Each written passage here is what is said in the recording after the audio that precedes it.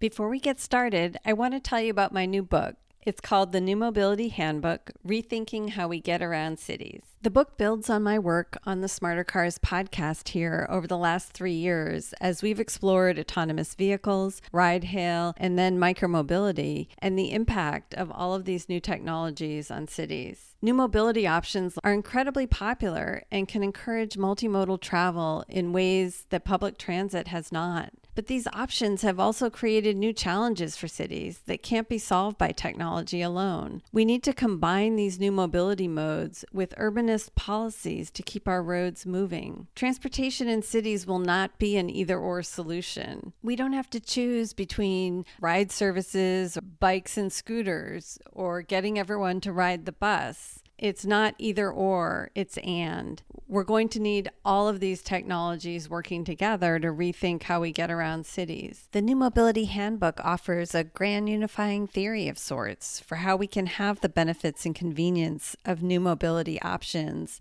while also meeting city goals to encourage multimodal travel and reduce traffic and pollution. If you're not familiar with the principles behind urbanist policies like congestion pricing, transit priority, reduction in parking, and reallocation of street space, the New Mobility Handbook provides an introduction to these policies and how they can be used together with new mobility technologies to improve transportation in cities. The New Mobility Handbook is available on Amazon in paperback and Kindle versions. I hope you enjoy the book.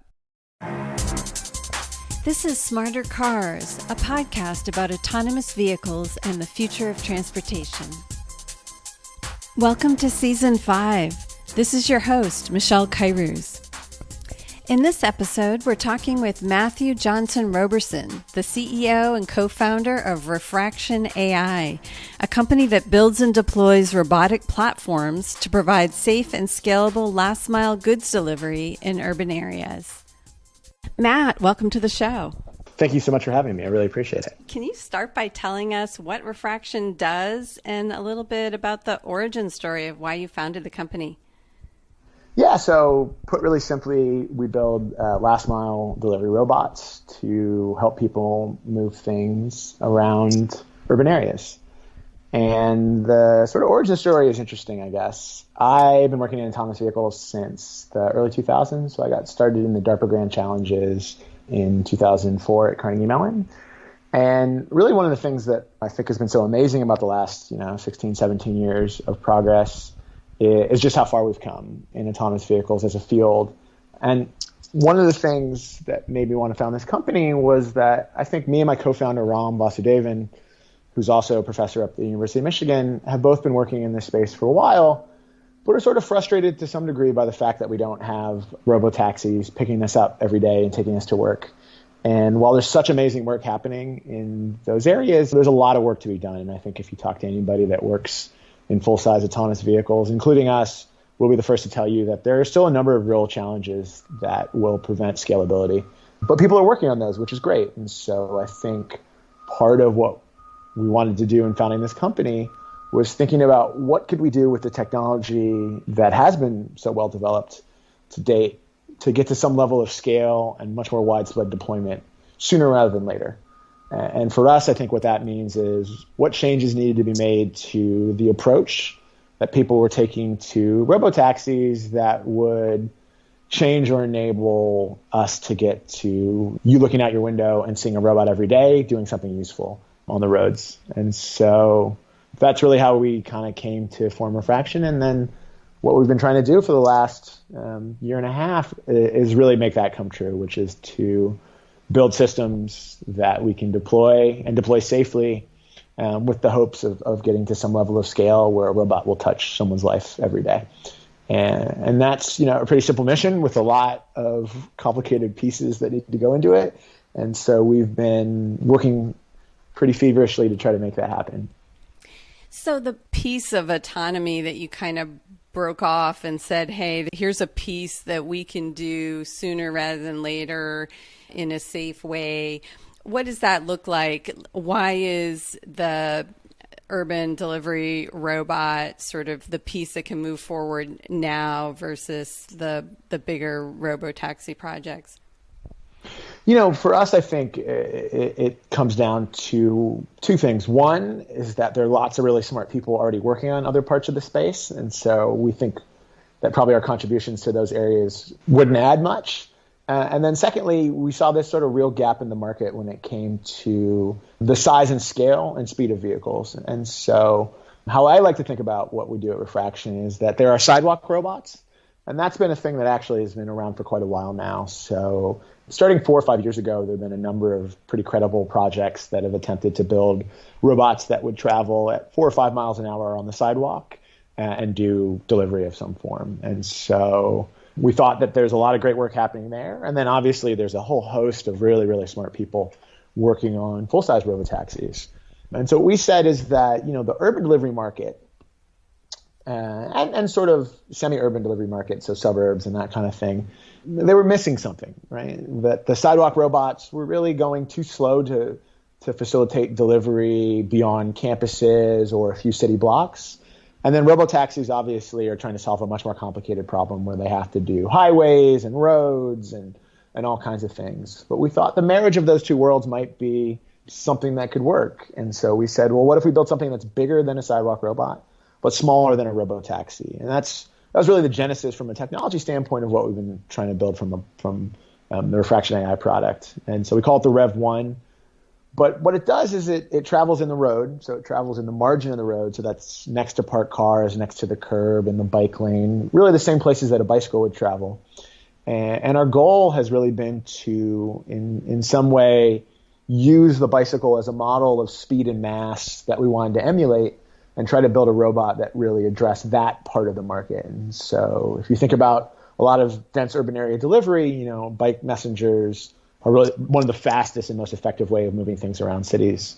And they obviously don't work if you need to go on highways, you need to go much longer distances, but that's really where the robotaxis come in. And we think that, again, we hope that others are going to solve that problem sooner rather than later.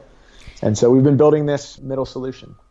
So tell us a little bit about the Rev 1, the vehicle, what it looks like, how many wheels, and what the speeds are.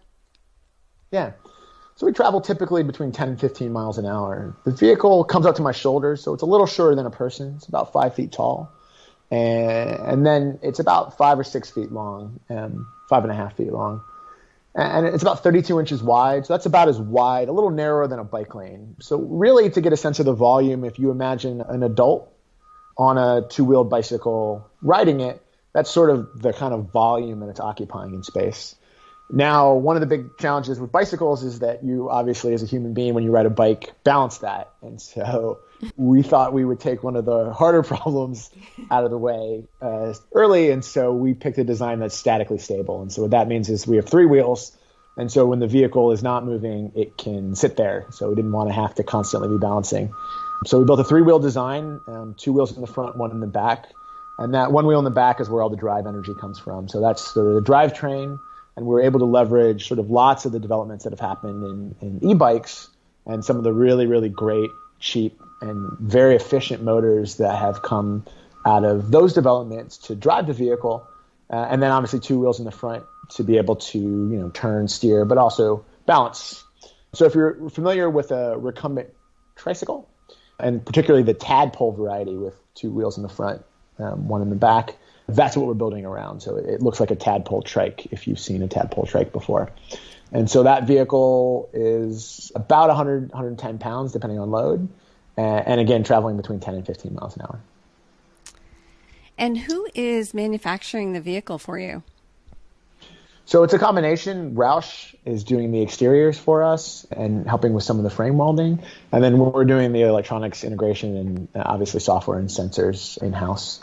So it's been a great partnership. Roush has been hugely helpful. They have a wealth of automotive experience, and they've been able to bring that to bear in helping us to get the initial prototypes built. And so, yeah, the things you see on the road are Roush has done the exterior on, and then we've done the chassis and sensors.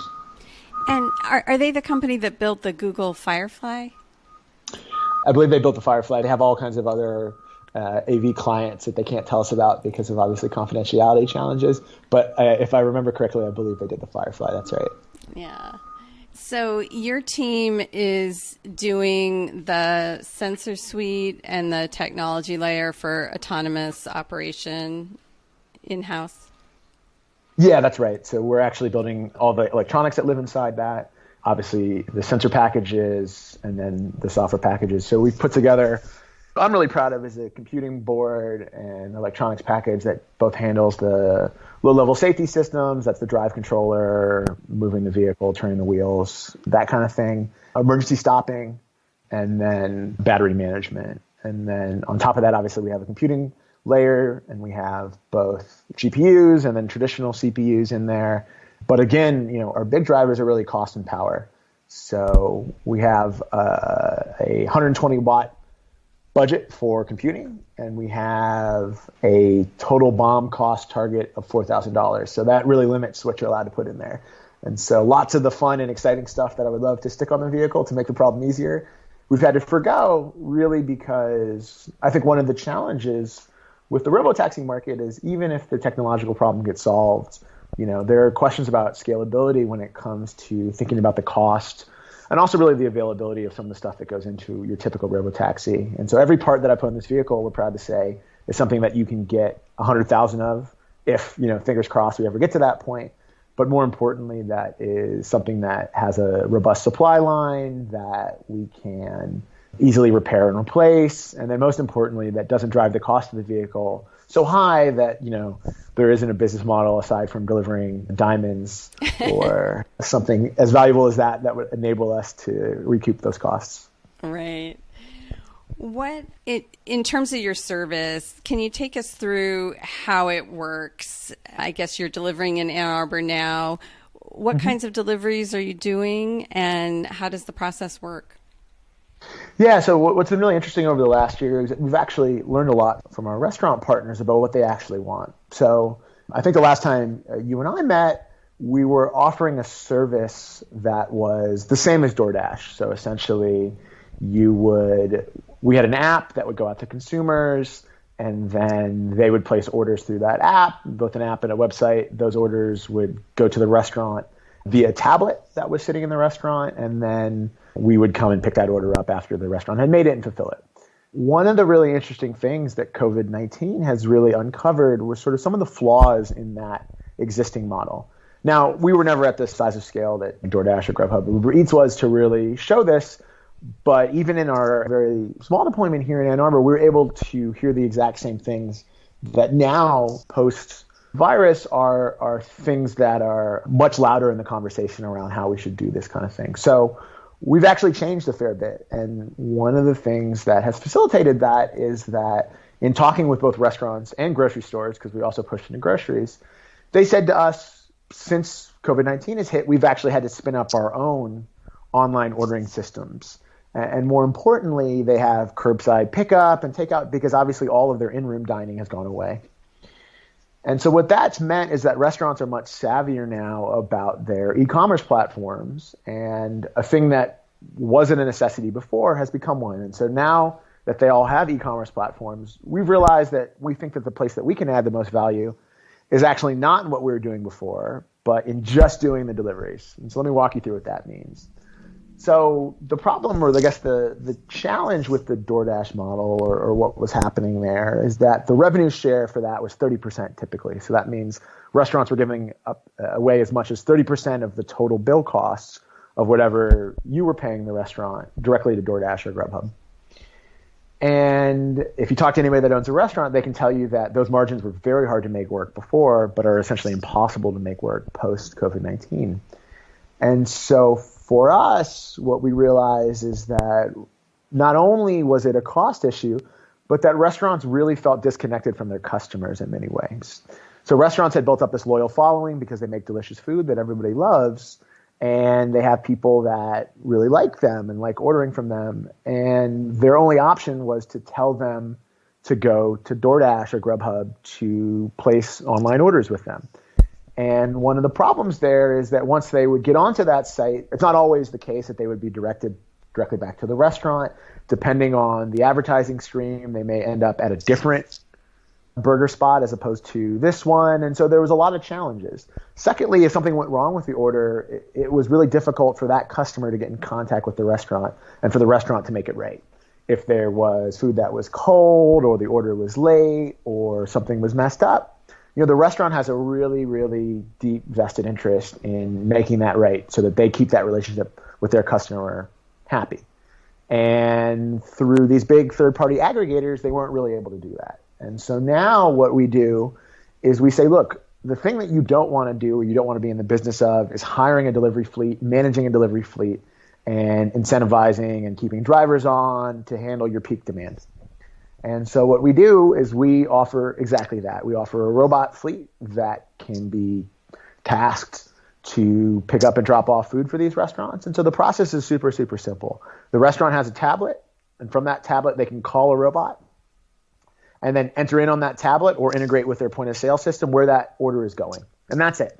So the information we take is the phone number of the customer and the address of the customer and the time that the food is supposed to be dropped off.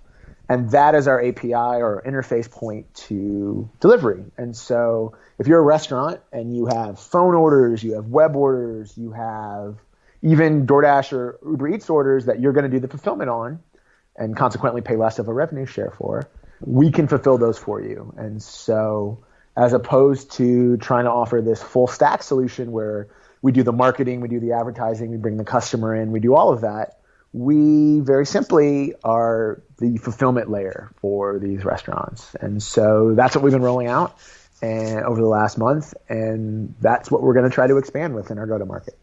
So the restaurants, by necessity, all have their own capability online to accept orders and to have a menu and all of that. So instead of you having to provide that customer interface where the order is actually selected and placed and paid for, instead you're letting the restaurant do that and then they just contact you simply for the delivery piece.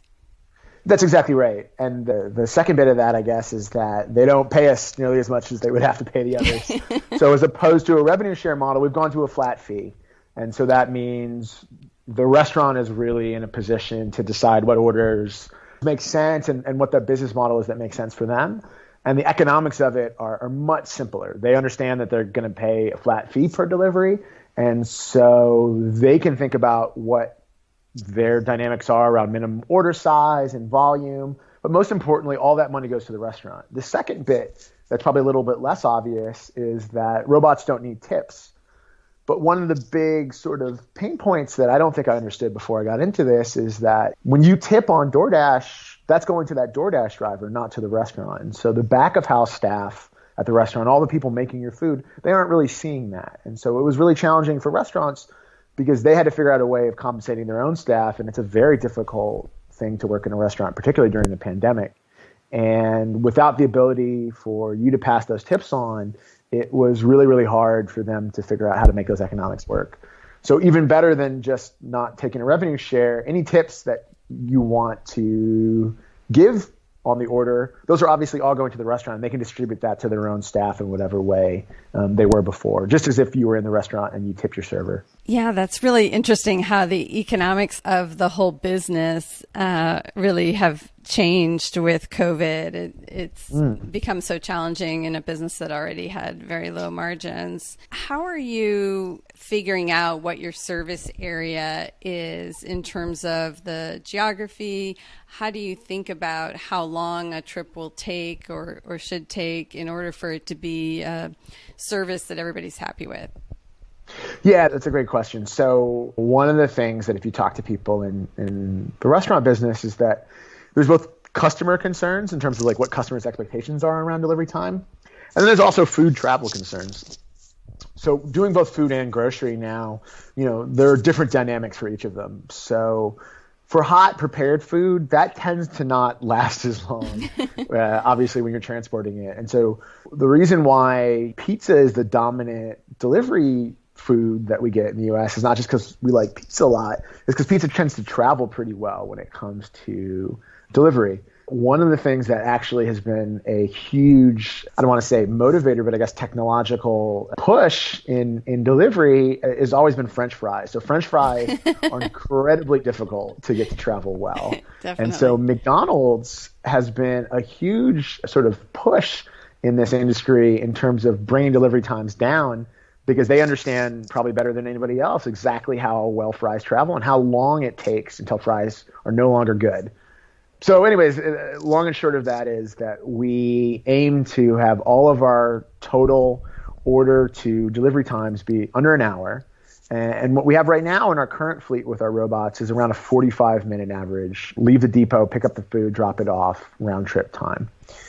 And so the way that we kind of back out from there to figure out how wide our delivery zone can be is really the speed of the vehicle. And so again, with sort of a 10 to 15 mile an hour top speed, you're looking at average speeds in sort of the 8 to 9 miles an hour. And so it's sort of backing out from there what restaurants we can take on and then also what customers we can deliver to. So what we've done here in Ann Arbor is we have about a 3.5 mile radius delivery zone.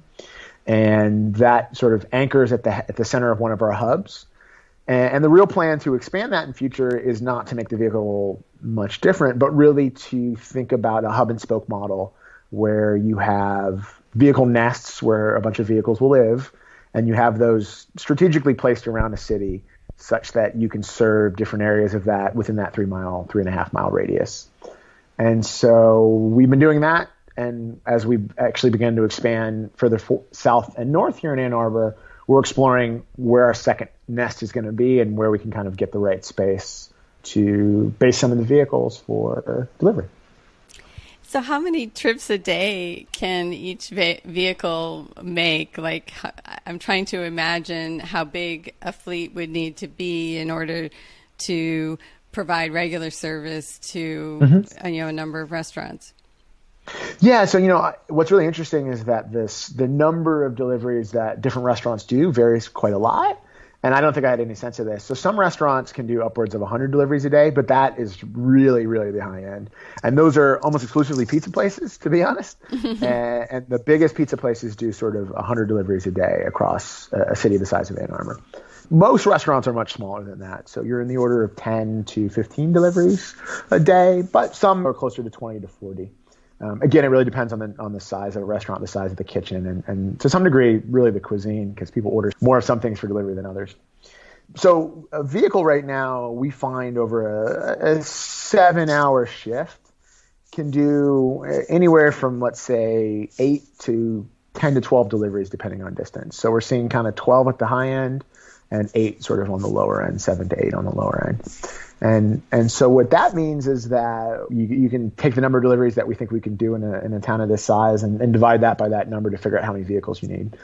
Now, the real challenge for us is not demand, it's really vehicle supply. And so what we're hoping to do is to be our plan is to be at 25 vehicles by the end of this summer. And so we think with that, we'll be able to handle, in fact, a fairly good chunk of the delivery in town. So that'll put us really on par, at least in this market, with all of the major players, DoorDash, Grubhub, and Uber Eats.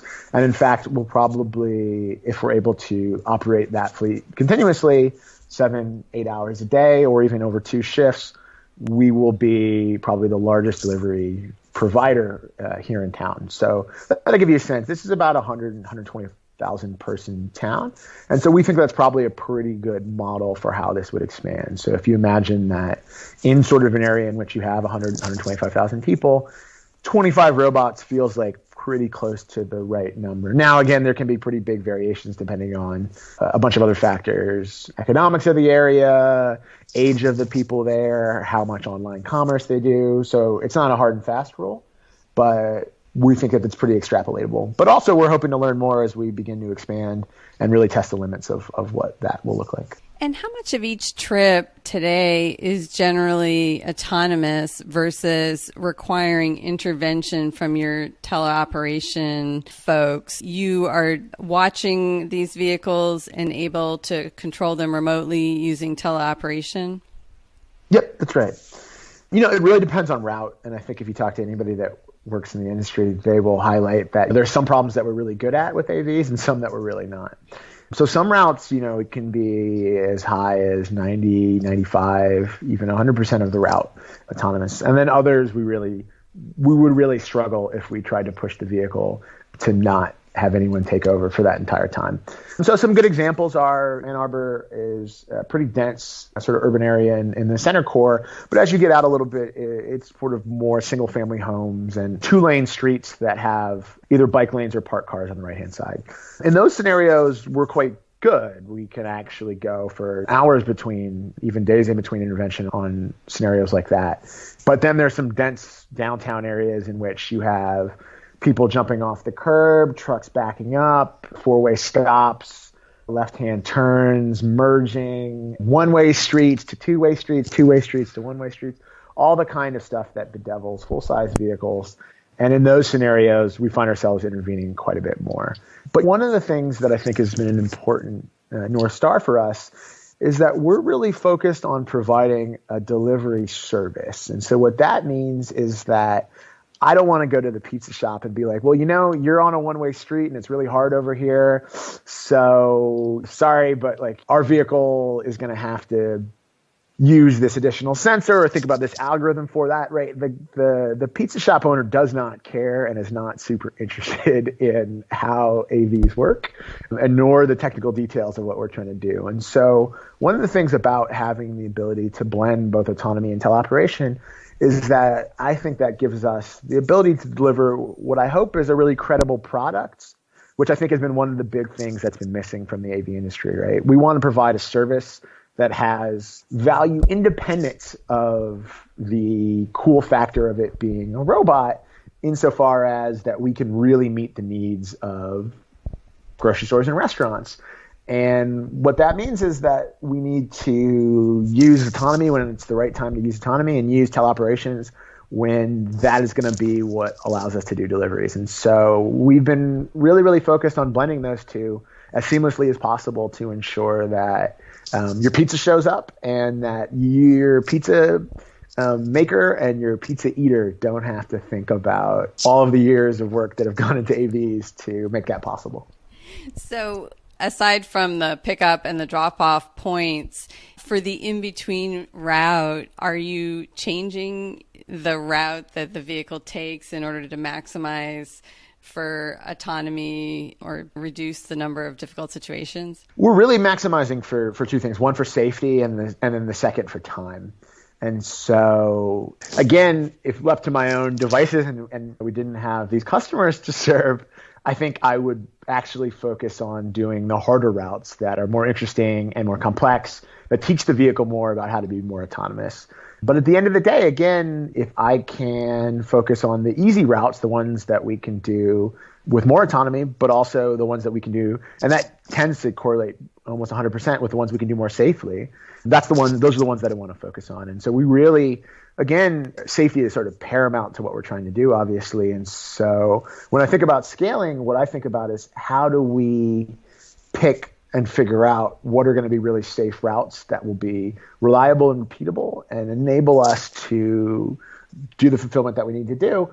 And so if that means taking 4 right turns to avoid a left, if that means avoiding the 4-way stop, if that means taking a more circuitous route, that is the thing we're going to do. Because at the end of the day, your food doesn't care if you have to go a few more blocks, but ultimately everybody cares that you get there safely. Have you made some changes to your delivery process in light of the global pandemic? Are you trying to be more contactless, doing any special cleaning? How has your process changed?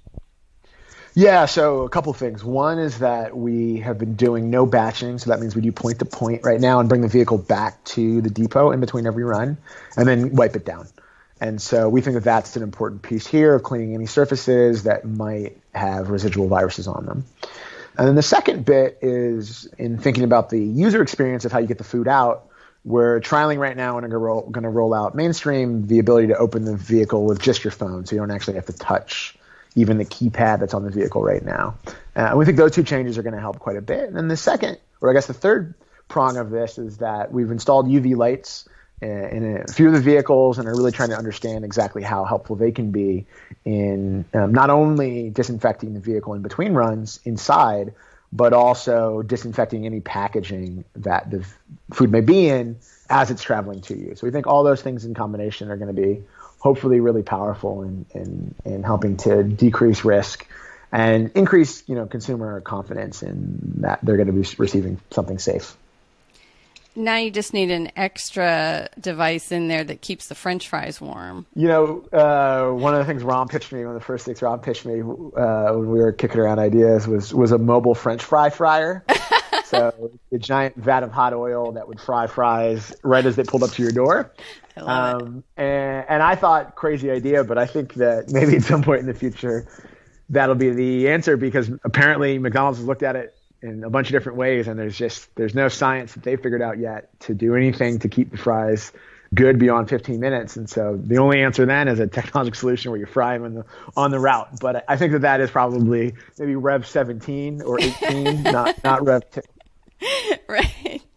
Yeah, I think there was a company in Palo Alto that was doing mobile pizza where they were cooking it in the pizza oven on the way to you for that reason. Hats off to them, because I can tell you what we're doing now is a really hard problem, so I couldn't even imagine trying to do that and then cook something while we're on the way. But again, maybe in the future we'll get there. That's right.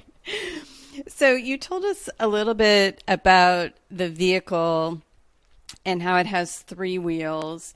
Can you tell us about how it's classified in most states? Is it an electric bike? And if so, does it have pedals? Yeah, so one of the things we've done is aim to really meet all the requirements for an e-bike in most jurisdictions. And so it has some pedals that are hidden under the shell. And it's sort of one of those quirks of how we think about trying to meet existing regulations with vehicles that were really never designed to meet those regulations. So what I am hopeful about is that we're actually moving into a new era now where we're starting to see legislation on the books that will directly address sort of delivery robots as a class. And so we're working here at the state level to get legislation passed that would reclassify us into our own class of vehicle. Obviously, legislation takes longer than fitting into the existing regs, and so what we've been doing is building vehicles that meet those requirements. So under 26 miles an hour, under a 500-watt motor, and all the other requirements for a Class 2 e-bike. But in fact, one of the nice things is that Michigan has very robust autonomous vehicle legislation. So essentially what that did is that law that was passed statewide sort of opened up the door to a whole host of autonomous vehicles, really of a bunch of different stripes. And so we've been able to both fit under that legislation and then from a vehicle code legislation try to meet all the relevant vehicle code legislations for both e-bikes, but then also for mopeds and a couple of other things. By trying to hit all of those, what we're really aiming to do is to make it really easy for regulators when they want to pass a law that says, well, this is what this class of vehicle is going to be regulated under moving forward, to do that in a way that it fits into a nice, tidy framework. But we're really hopeful that this legislation is going to pass. So there's legislation that's being introduced right now on the floor in the House in Michigan, and that would reclassify not just us, but also sidewalk delivery robots and a whole host of other vehicles into a new class of personal delivery devices that hopefully means that there's a permanent and very clear path forward for a bunch of types of robots, which is obviously exciting to me as a robot lover. Some folks in the micromobility community have pushed back on the idea of electric pod, larger size vehicles riding in the bike lane.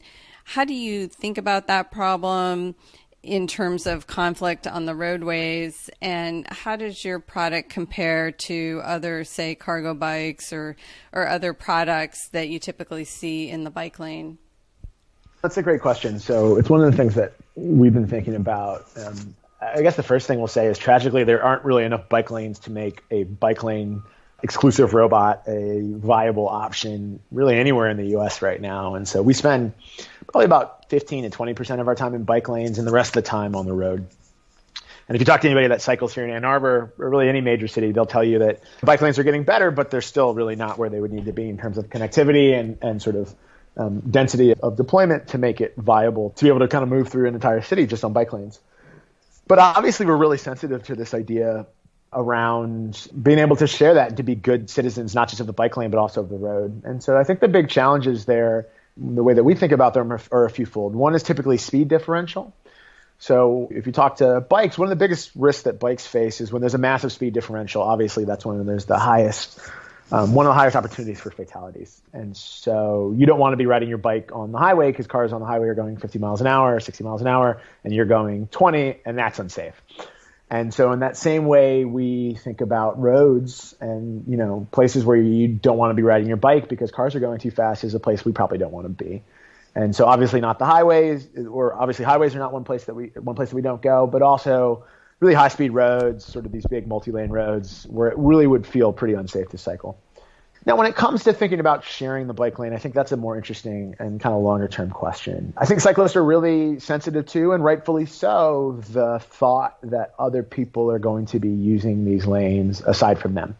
But the way I've always thought about framing that is sort of the following. I think it's critically important to think about a holistic solution to urban mobility, and bike lanes are one piece of that, but also it's thinking about how do we get more pedestrian protection? How do we decrease the number of pedestrian fatalities, cycling fatalities? How do we do all these things in concert?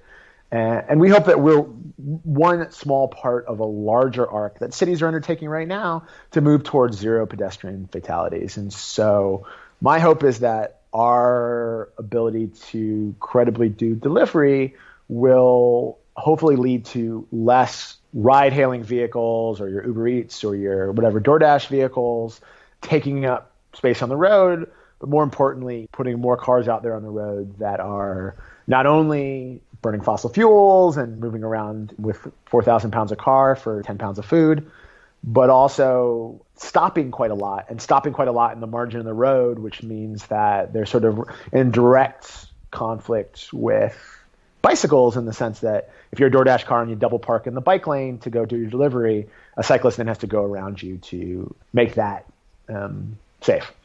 And so I guess the way that I've been thinking about it is that we're hoping to be as cyclist friendly as we possibly can be. And so one idea there, right, is not double parking in bike lanes, not double parking in the margin of the road, being smaller and narrower, figuring out ways of getting ourselves out of the way. And that can include pulling up onto the sidewalk and waiting there.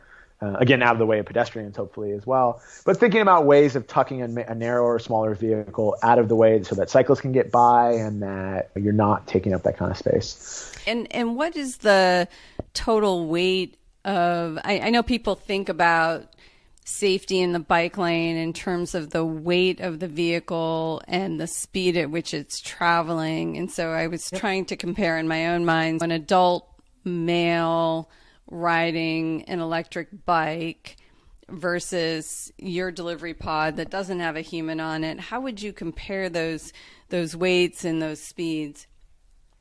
Yeah, so the easiest way of thinking about it is we're about the weight of an 11-year-old on a bike. So we're in the 100 to 120 pound range, again, depending on load and configuration.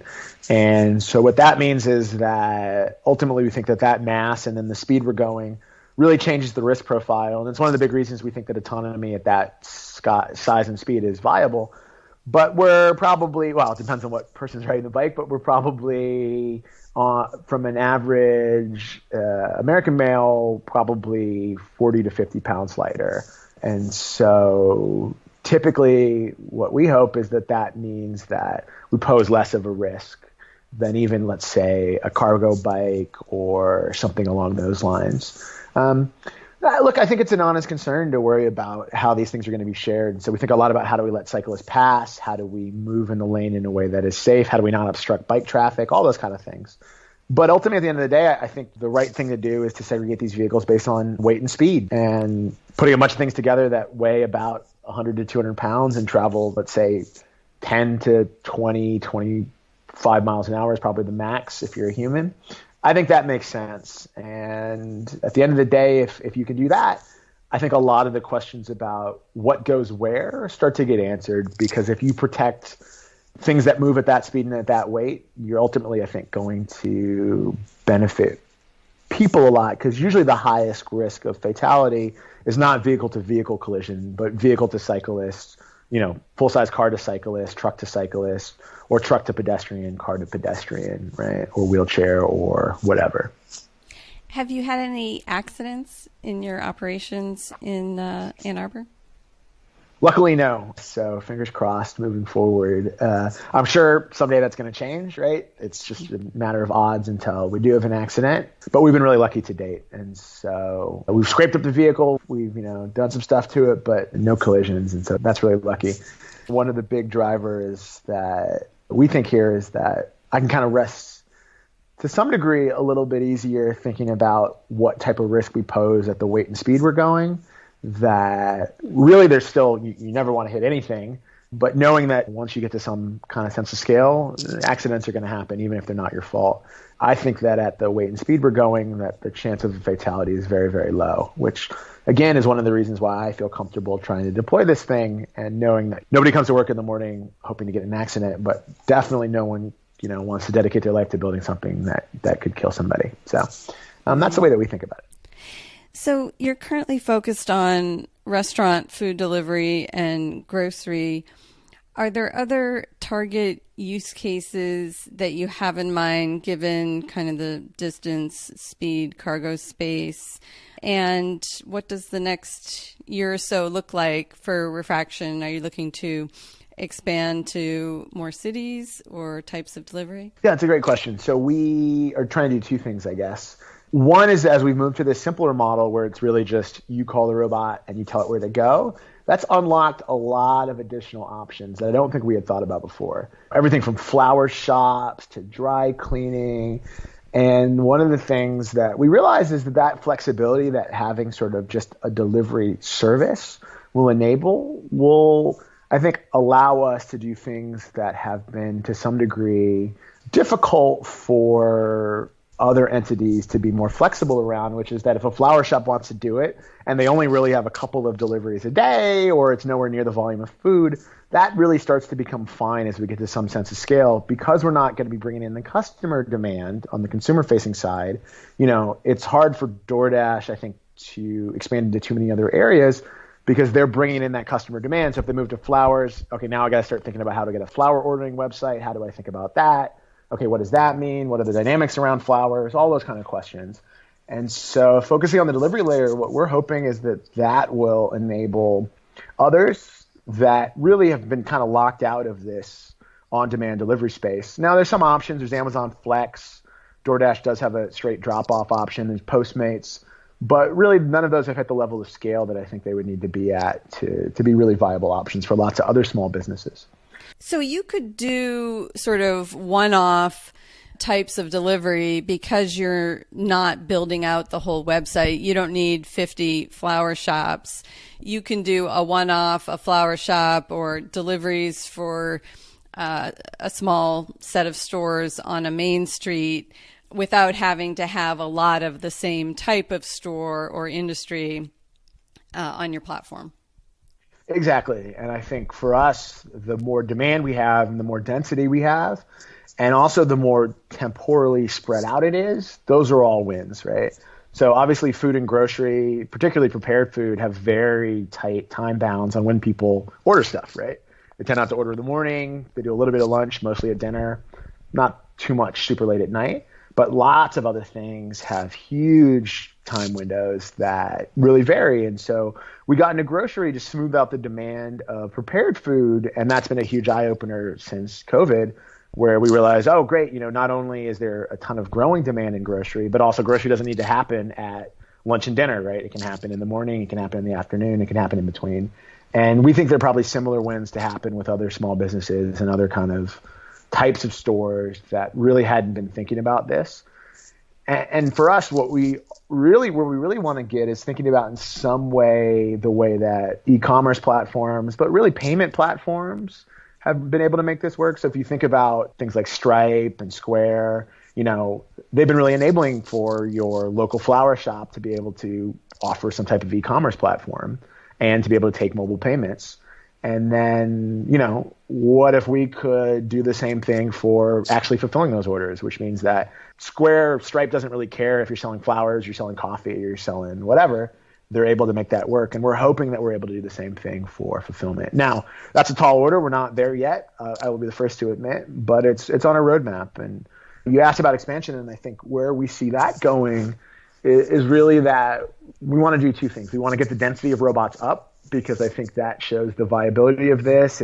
It tests what is challenging around fulfillment and logistics to use robots for this. And it also tests some of the limitations around the fleet. What delivery zone can we really make viable? And then also, how does this interface with businesses that may have a different set of requirements about whether they want to deliver to?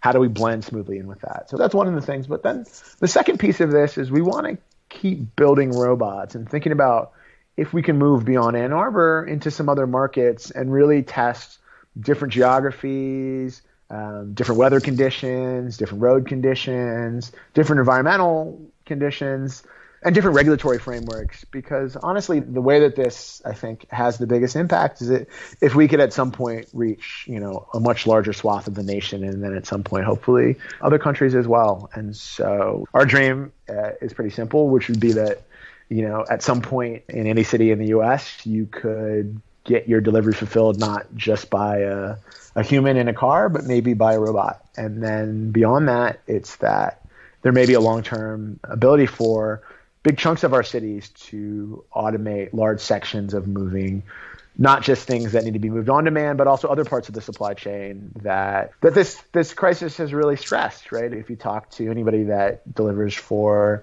Amazon or for UPS or for FedEx, they'll tell you how difficult the period this has been, or the USPS. And so, in thinking about ways of building something that is more robust so that we don't have the shortages and challenges we saw with this crisis that persist into the future. And do you have any cities in mind for next expansion? We do. We have a couple on the list. So California would be great. And so we're looking at Palo Alto out there because they have had some other robots they've tried out. So we think that that's a great starting place. We're also looking at Boston.